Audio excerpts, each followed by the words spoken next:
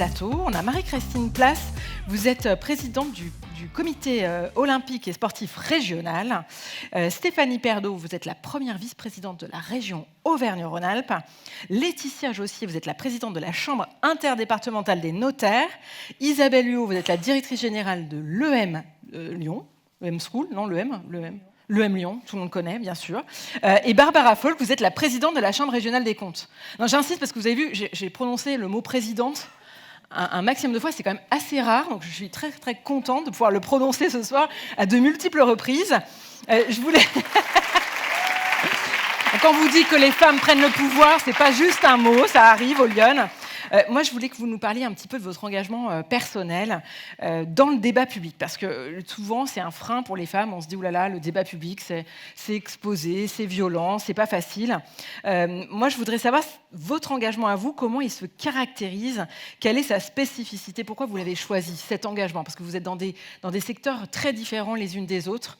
Qu'est-ce qui a guidé votre choix ? Marie-Christine, est-ce que tu veux commencer ? Allez. Déjà, merci et bonjour à toutes et à tous. Et merci pour l'invitation. C'est une soirée qui est essentielle, importante. Alors, moi, je suis effectivement engagée au niveau du sport. Oui. Je suis présidente du comité régional olympique et sportif d'Auvergne-Rhône-Alpes. On sait que le sport, c'est pas forcément le domaine où les femmes sont le plus représentées en termes de gouvernance. Surtout dans les instances de gouvernance, on ne va pas se mentir. Au niveau français, on est 4 femmes présidentes de comité régional olympique sur les 13 départements, donc on est encore loin de l'égalité. Mais pour autant, ce qui me caractérise, c'est que je vais être plus peut-être à l'écoute de l'ensemble de mon équipe. Je vais être dans le dialogue. Je vais essayer, voilà, comme la devise olympique, ça va être de faire ensemble, d'aller plus loin, plus haut, plus fort ensemble. Voilà, d'être à l'écoute, d'être dans une décision collective, et puis aussi d'incarner le message. En fait, Marie-Christine, pourquoi vous avez eu envie d'aller dans ce secteur, dans le secteur du sport ? Vous êtes une athlète de haut niveau, mais pourquoi vous vous êtes dit, tiens, je vais aller essayer de travailler les questions de gouvernance ? C'était quoi le fil conducteur de cet engagement ? C'est justement pour faire avancer, pour promouvoir. Je voulais que chacun et chacune puisse pratiquer le sport qu'il souhaitait. Et de venir à la gouvernance, c'était d'avoir un pouvoir plus important et du coup de prendre des décisions et d'influencer, d'avoir une influence plus importante.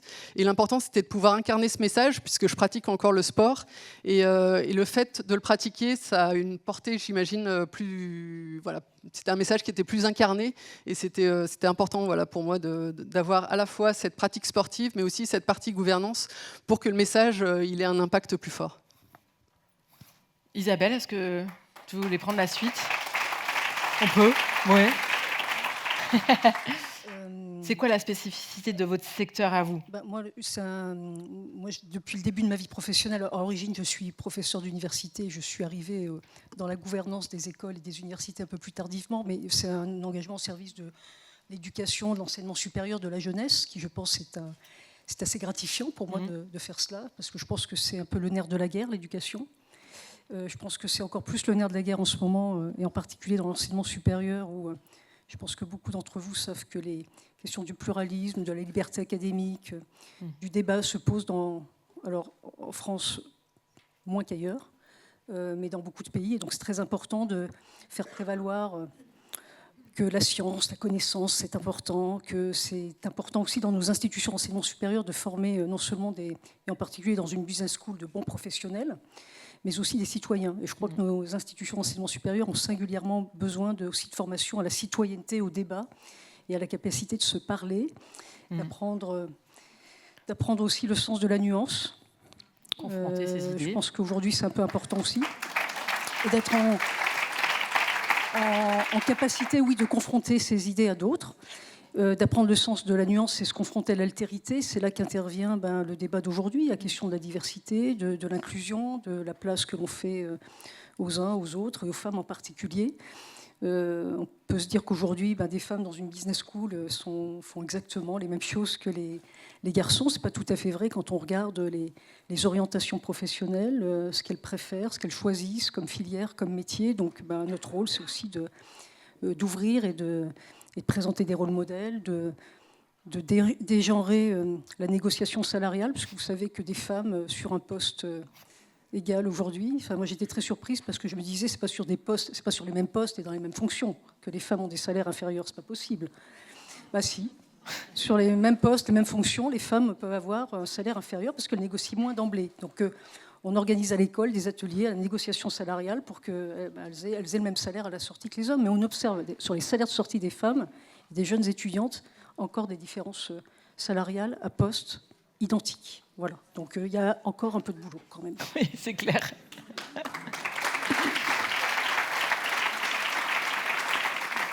Laetitia, vous, votre secteur d'activité, vous êtes dans les... S'il vous plaît, pardon, on voit que ça suscite du commentaire, mais on en parlera tout à l'heure au cocktail.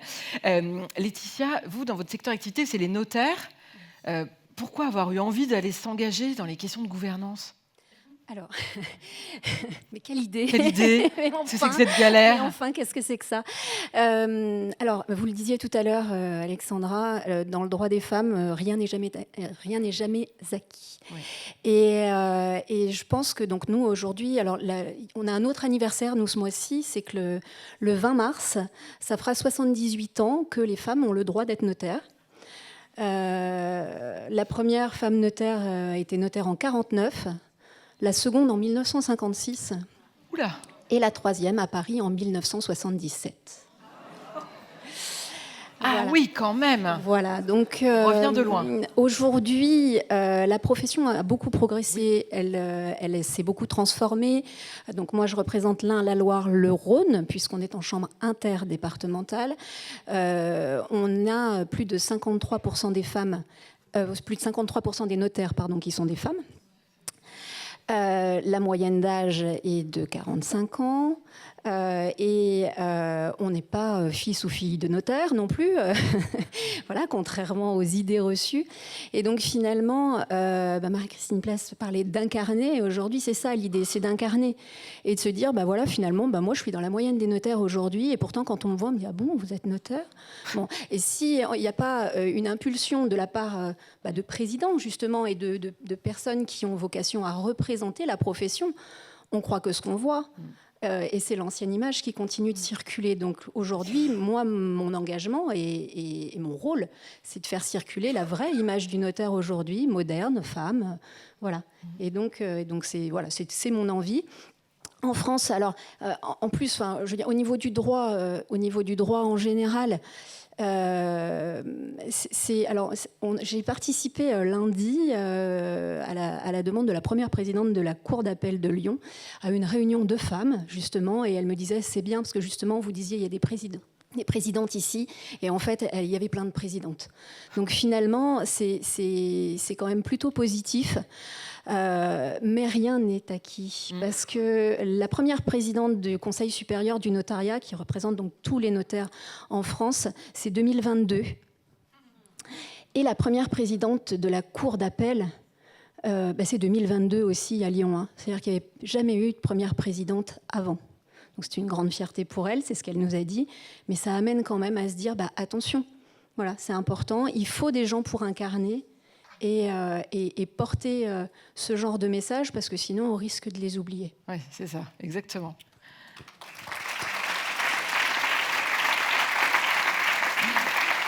Alors, Barbara, oui, je le disais, vous êtes la présidente de la Chambre régionale des comptes. C'est une institution qu'on connaît assez peu, le grand public, et pourtant c'est une institution qui est primordiale puisque justement vous êtes là pour assurer la transparence entre les institutions, les associations, les organismes publics et parapublics, et assurer la transparence de leurs résultats, de la traçabilité un petit peu financière. Est-ce que c'est des institutions qui sont ouvertes aux femmes aujourd'hui ? Oui, elles sont ouvertes aux femmes parce que les femmes y ont fait leur place. C'est comme partout, rien n'est acquis, mais rien n'est ouvert non plus. Et donc, on se fait sa place. Moi, quand je suis arrivée il y a une vingtaine d'années, une femme présidente de chambre, c'était assez rare, voire c'était un peu bizarre. Et puis, on avait des femmes aussi, mais vous les avez toutes connues aussi. On parlait de nos grands-mères, mais aussi de nos mères. Des femmes qui utilisaient les codes des hommes. Parce qu'elles n'ont pas eu le choix. Parce que quand elles sont arrivées, elles étaient toutes seules et qu'elles ont du tout prouvé. Et moi, je les admire beaucoup. Enfin, voilà, j'ai été directrice des finances de l'Institut de France. Hélène Carrère-Dancos ou Catherine Bréchignac, dont on parlait de femmes de science. Ce sont des femmes qui m'ont marquée, mais qui, elles, se sont vraiment battues. C'est une génération qui n'a pas eu d'autre choix que de ressembler à des hommes. Et nous, on a tout à peu près le même âge. On a eu une grande chance. C'est qu'on est arrivé dans un monde où on était ensemble. C'est pour ça que j'adore les Lyonnes. Je vous avoue, vous savez, c'est la 4e fois que je viens. J'adore Alexandra, j'adore les Lyonnes parce que ici, on est naturel, on est entre nous. On peut tout se dire. Et on y est arrivé ensemble. Presque tout, Stéphanie. Et donc, on a vu mettre nos codes à nous. Et nos codes à nous qu'aujourd'hui, les hommes utilisent aussi. Alors moi, pardon, mais je suis un peu interpellée quand je vois que les jeunes hommes qui travaillent avec moi, ils ont presque 3 mois de congé maternité. Donc, je croyais qu'il y avait une différence, mais en fait, non. Donc, mon mari, il a pris 11 jours. Et encore, on lui a dit que ce n'était pas une bonne idée. Et maintenant, ils me prennent 3 mois de congé maternité. Et c'est là que je me dis qu'on a gagné.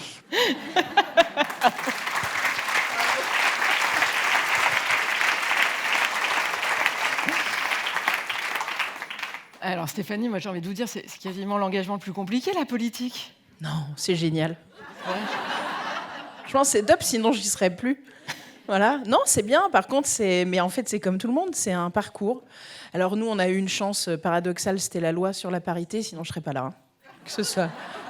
Que tout le monde se détende. Voilà.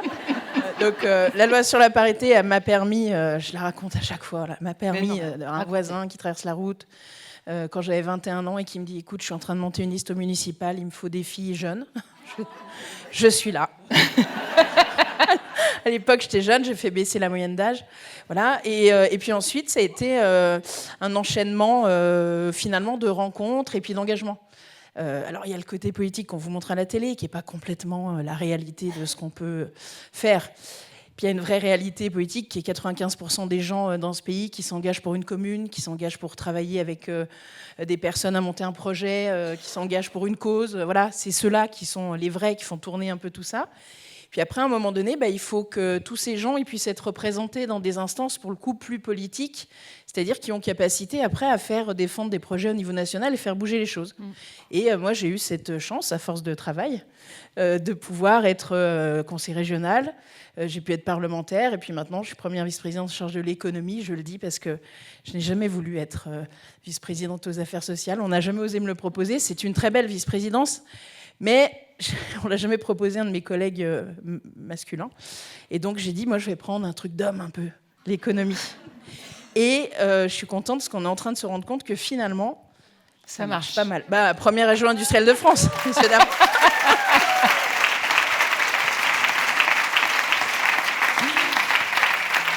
Mais blague à part, quand même, c'est un milieu hyper difficile. Je veux dire, on ne fait pas de cadeaux aux femmes en politique. On n'en fait peut-être pas aux hommes.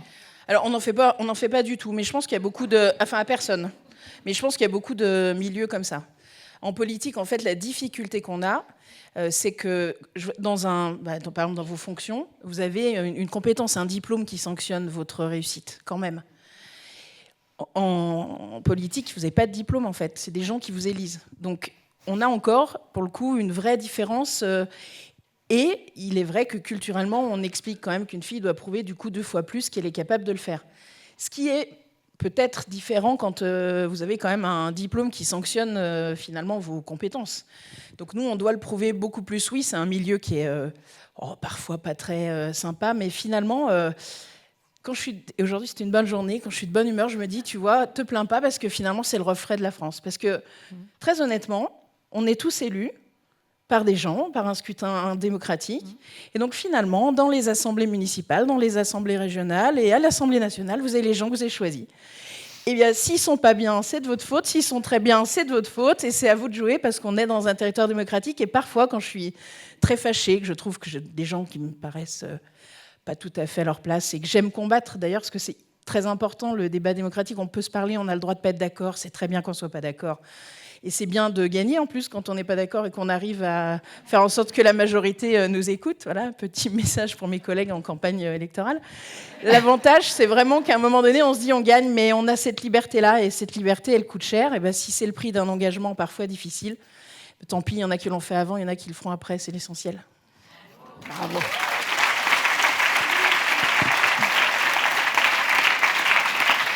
Barbara, qu'est-ce que les femmes, elles changent justement dans la gouvernance ?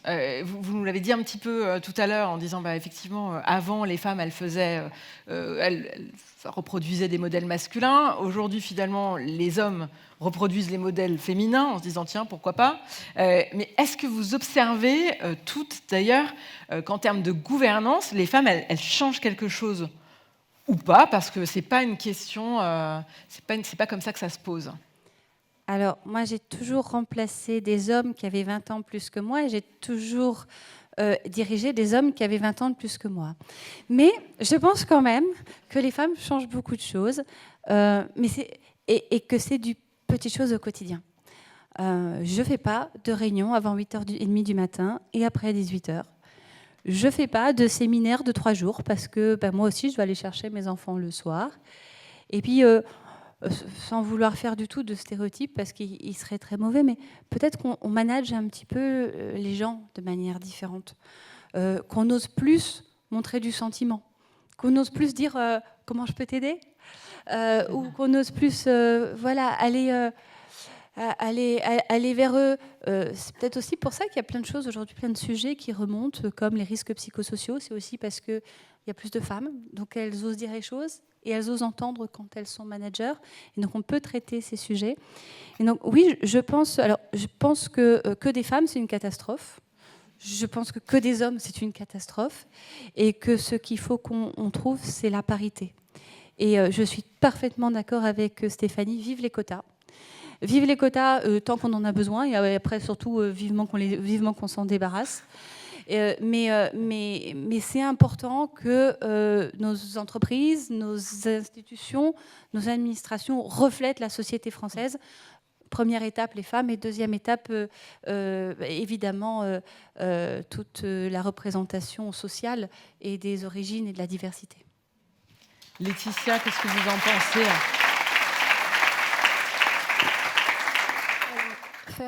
Faire des généralités, hein. Tout à l'heure ça a été bien dit, c'est un peu trop complexe pour vraiment dire si on est un homme on va diriger comme ça, ou une femme on va diriger comme ça. Quel est votre retour d'expérience ? Mais effectivement, je pense qu'il y a moins de verticalité, je pense, chez les femmes, et peut-être plus de valorisation du travail d'équipe, en tout cas de manière peut-être plus intuitive. Et puis, dans notre éducation, il y a quand même ce niveau d'exigence qui nous a été demandé parce qu'on était des femmes, un peu plus que parce qu'on était des hommes. Et puis comme on nous l'a beaucoup demandé, et du coup, on est devenu très exigeant envers nous-mêmes. Donc, on est aussi exigeant envers les autres, mais toujours en se regardant soi-même. Et du coup, en se remettant en question. Voilà. Et c'est vrai que ça amène aussi à l'autocensure dont on a entendu parler tout à l'heure. Hein, et finalement, moi, j'analyse mon parcours et je vais me dire, je vais peut-être pas aller postuler parce que... Mais dans le travail d'équipe, la remise en question, elle est saine. Et du coup, je trouve que quand on est tout seul, on va plus vite, mais quand on est ensemble, on va plus loin. Et donc, souvent, les femmes ont cet avantage d'emmener les équipes avec elles, peut-être aussi parce qu'elles expliquent plus dans ce sens-là. Voilà. Isabelle, qu'est-ce que ça vous inspire ? On est d'accord, on n'est pas d'accord ? Non, c'est pas que je ne suis pas d'accord, c'est que je suis toujours un peu prudente par rapport à ces histoires de leadership au féminin, etc. Parce que je ne voudrais pas qu'on essentialise trop les femmes, même si empiriquement, on observe quand même qu'on a, je pense, on a été socialisé d'une manière qui fait qu'on est un peu plus le sens du care.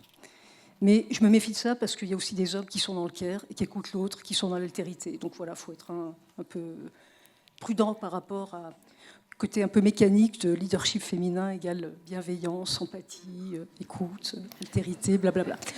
En revanche, ce qui est absolument fondamental de mon point de vue, c'est que, comme le disait Barbara très justement, il faut qu'une gouvernance légitime, c'est une gouvernance qui reflète La diversité du monde. Et je trouve que les femmes représentent la moitié du monde.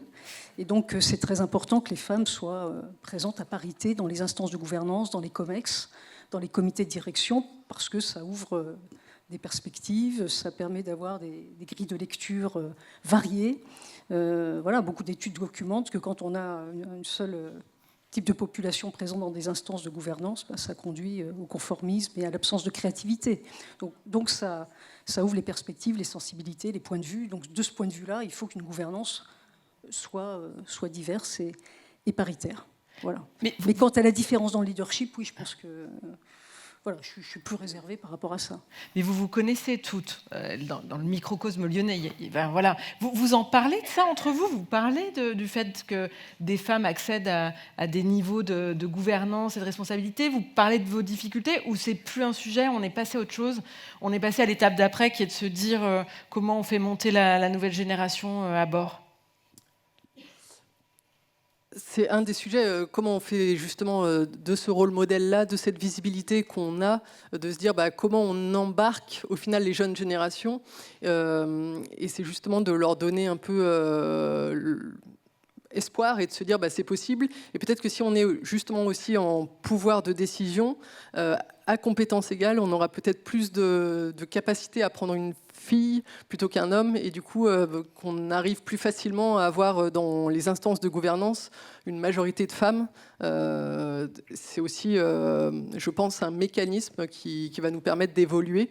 Après, on échange effectivement, mais on échange aussi peut-être grâce aux Lyon, où c'est aussi des espaces de partage, de discussion, et qui nous permet aussi de partager nos difficultés et peut-être aussi nos bonnes actions, entre guillemets, comment on s'en sort, nos conseils. Alors justement, qu'est-ce que vous avez envie de répondre aux femmes qui sont réticentes à l'envie de s'engager dans le débat public parce qu'elles considèrent que c'est trop violent, que c'est trop exposé, ou alors que ça ne les concerne pas? Moi j'entends beaucoup ça, ça ne me concerne pas en fait. C'est trop compliqué votre truc là, à la région, on ne sait pas ce que vous faites. Ou alors c'est trop politique, ou c'est trop... Non mais voilà, qu'est-ce que vous avez envie de leur dire? Parce que c'est important. Je pense qu'il y a deux étapes distinctes. Très honnêtement, il y a la première étape où, en fait, finalement, on s'interdit de participer à un débat public, quel qu'il soit, parce qu'on se dit « je suis pas assez bien, je suis pas assez ça ». Moi, la personne qui m'a appris ça, c'est un de mes collègues élus. Quand, pour le premier mandat, on m'a proposé d'être vice-présidente à la formation, j'ai dit « oh là là, je connais rien, je vais pas y arriver. Si on me met à la formation, est-ce que je suis prof ?» Et en fait, mon collègue, il m'a pris le bras et m'a dit « alors, je t'explique. Un garçon, il dit jamais non. Donc, tu vas dire oui, puis tu réfléchiras plus tard, savoir ce que tu vas faire. » Exactement. Et je pense que c'est exact. Et d'ailleurs, c'est vrai. Donc, maintenant, je dis plus jamais non. Enfin, quand ça m'intéresse, évidemment, mais je ne dis plus jamais non. Je réfléchis après. C'est honnêtement une attitude qui est très efficace. Parce que, bon, pareil, vous regrettez peut-être, mais au moins, vous y êtes allé. Et je pense que c'est ça qu'il faut dire. Moi, je le dis souvent à certaines de mes anciennes élèves que je vois encore. Je leur dis, mais vas-y, mais en fait, mais t'es pas plus bête que les autres. Et je pense qu'il faut les pousser. Parce qu'en fait, on a une retenue. On est passé bien, on est passé comme ça. Ok, vas-y, est-ce que tu peux me donner le nom de personnes que tu entends toute la journée qui disent n'importe quoi? Et ben, dans le pire des cas, tu seras une de plus. Mais c'est pas grave. Et c'est vrai. C'est vrai. Voilà. Et dans un cas un peu exceptionnel qui marche très souvent, tu peux aussi être quelqu'un qui s'engage. Et puis ensuite, je pense qu'on a un vrai... Une fois qu'on a passé cette étape, on a une difficulté sur les sujets qui sont mis sur la table, qui parfois, en fait, ont très peu d'intérêt ou sont des sujets très précis qui concernent pas forcément tout le monde. Et il faudrait retourner la question et se dire, en fait, c'est quoi les sujets dont on aimerait parler? Qu'est-ce qu'on a envie de se dire? Et quand vous en parlez, à l'occasion, je ne veux pas faire d'élections électorales, les gens, ils vous parlent des vrais sujets, ils leur parlent de leurs voisins, de quand vous habitez à la campagne, quand la mamie qui habite à côté de chez vous, elle ouvre pas ses volets, vous allez voir pourquoi ils ne sont pas ouverts, ce qui ne se passe plus dans d'autres secteurs. Ils vous parlent de la vraie vie, de ce qui les touche, de ce qui les importe. Et je pense qu'on devrait changer le débat public en des vraies questions qui n'intéressent personne, hein, pour la plupart du temps, mais qui intéressent tout le monde, en fait. Si on oublie la barrière qu'on peut avoir, soit d'un média, soit d'un temps spécifique. Et je pense que l'engagement dans le débat public, c'est d'abord avoir des choses qui nous concernent, qui nous touchent, qui nous intéressent. Puis après, on y va petit à petit, on trouve sa place. En tout cas, ne dites jamais non.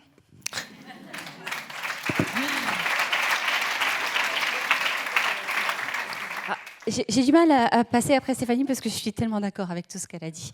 Vraiment, le débat public est un endroit dangereux, c'est un endroit dur, et encore moi dans mon métier c'est assez policé par rapport à la politique et je vous admire. Oui, c'est dur, il faut se forcer. Et en même temps, il y a qu'un moyen pour que ça change, c'est que nous tous là, on y aille et on y aille avec qui nous sommes, pas avec des images, pas avec ce qu'on voit sur les interviews BFM. On se dit mais comment elle arrive à répondre à la question? Moi je la comprends même pas. C'est pas grave. Peut-être parce que la question elle est débile et qu'en fait c'est pas le bon sujet. Et surtout, on dit toujours qu'il faut jamais répondre aux questions des journalistes. Pardon, alors, vous allez faire toutes les formations qu'il faut. De toute façon, ils vous disent qu'une chose. On vous pose une question, répondez ce que vous avez envie de dire. La preuve ce soir. La preuve ce soir, on répond ce qu'on veut.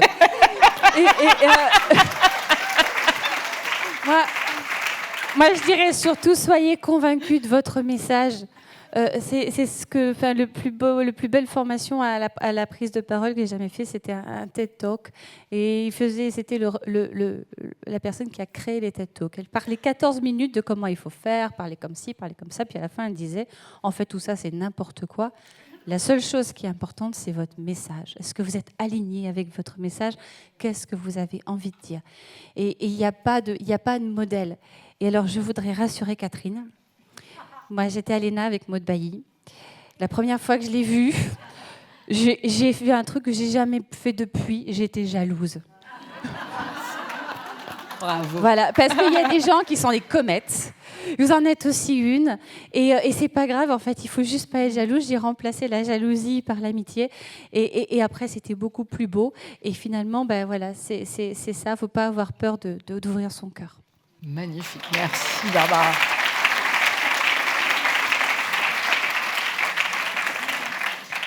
C'est difficile de passer. C'est complètement difficile, je vous avoue. Même moi, je ne sais plus quelle question poser. Non, mais le début. De toute façon, vous allez répondre ce que vous voulez, puisque les questions, de toute façon, on s'en fout. vos questions ne m'intéressent pas. Exactement. Non, simplement, le débat public, je voulais dire, le débat public, c'est pas que politique. Le débat public, c'est vraiment, le débat en général, voilà, sa place.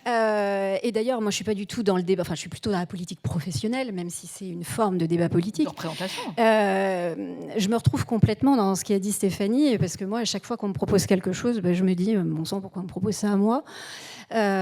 Du coup, je vais y aller parce que j'aurai peut-être plus l'opportunité de le faire, donc je vais le faire. Et effectivement, ça ouvre plein de perspectives, ça fait rencontrer plein de gens aussi qu'on n'aurait pas forcément rencontrés. Ça ouvre. Moi, j'aime ma profession profondément. D'ailleurs, pour y consacrer autant de temps, il faut l'aimer beaucoup, mais comme d'autres.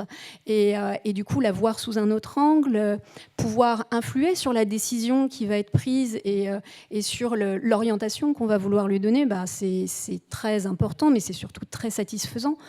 Et puis ensuite, de manière générale, pourquoi s'engager dans le débat public? Peut-être tout simplement parce qu'on ne décide pas du jour au lendemain, tiens, je me lève et je vais m'engager dans le débat public. Oh. Non, en général, c'est qu'on a des idées qui mûrissent et qu'on a envie de partager. Et pourquoi ces idées, on aurait moins envie de les écouter que d'autres. Voilà. Il n'y a pas de mauvaise idée, en fait. Voilà. Il y a du débat et c'est ce qui est enrichissant. Et il y a un chemin, il y a son chemin.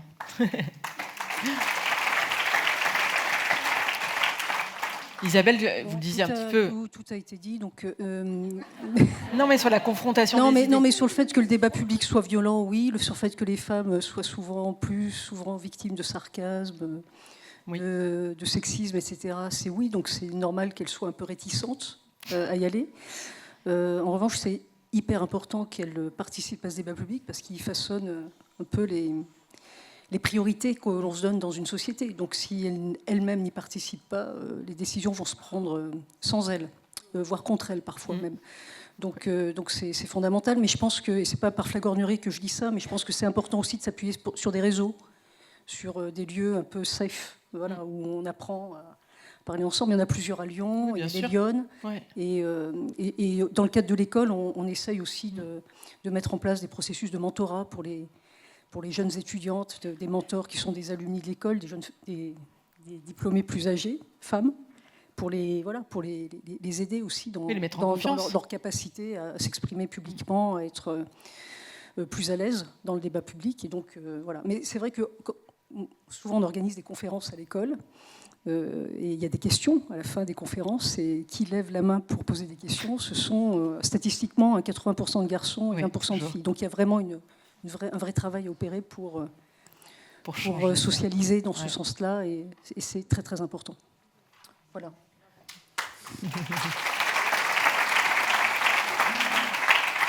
Marie-Christine, pour conclure. Oui, alors je ne sais pas si c'est pour conclure, mais pour compléter en tout cas. Ouais. Oui, c'est rude, c'est exigeant, mais on commence rarement directement présidente. Stéphanie, tu l'as rappelé, on s'engage d'abord dans sa commune sur un projet collectif, et puis après c'est tout un parcours, un chemin, et c'est là où aussi on prend confiance en fait dans ce qu'on est capable de faire, et ces espaces, comme tu le disais, de discussion où on se retrouve, de dialogue où on se retrouve entre nous, permet aussi de prendre cette confiance-là. Et c'est important, voilà, d'avoir cette confiance pour après prendre encore plus de responsabilités et avoir une décision qui soit la plus partagée, et aussi pour nos futures générations, et je pense notamment aux jeunes filles qui seront à la gouvernance demain. Merci beaucoup, merci à toutes les 5, merci infiniment.